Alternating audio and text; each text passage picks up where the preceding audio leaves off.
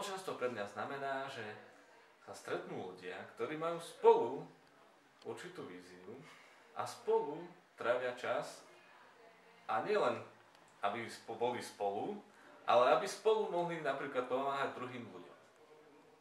A kresťanské spoločenstvo je pre mňa skupina ľudí, ktorí veria v Pána Ježiša Krista a sú ochotní navzájom sa znášať a milovať, aj keď nie sú dokonalí, ale sú ochotní ísť jedným smerom spolu a bojovať za Božie veci. Spoločenstvo pre mňa znamená skupinu ľudí, mojich priateľov, s ktorými sa môžem porozprávať o všetkom, s ktorými môžem zdieľať moju vieru.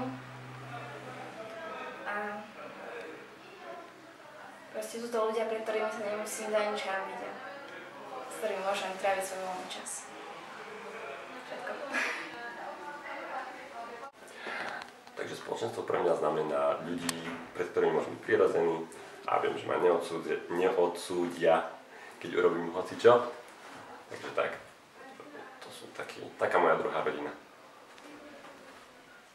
Do spoločenstva som sa dostala tak, že som začala chodiť na birmovku a moja birmovná mama ma oslovila, či som nedošla na stredko, čo bolo vlastne spoločenstvo Revolution. A začala som tam chodiť a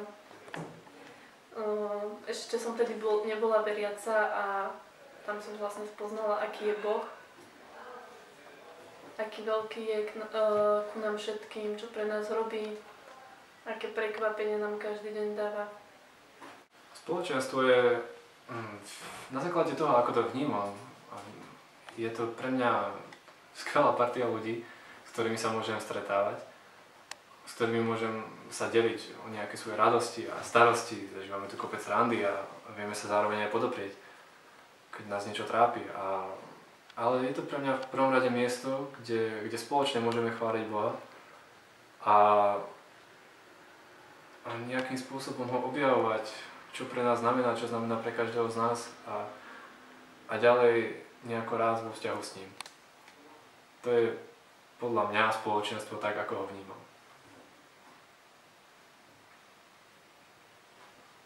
Tak spoločenstvo United je pre mňa jedna úžasná a skvelá vec, pretože sú tu super ľudia a spoločenstvo United mi dalo strašne veľa. Či už veľa priateľov, alebo veľa lásky, alebo veľa vecí, ktoré som doposiaľ nevedela o Bohu. A čo je najdôležitejšie, že United mi dalo cestu, kadiaľ mám ísť a ukázalo mi cestu k Bohu. Takže spoločenstvo United je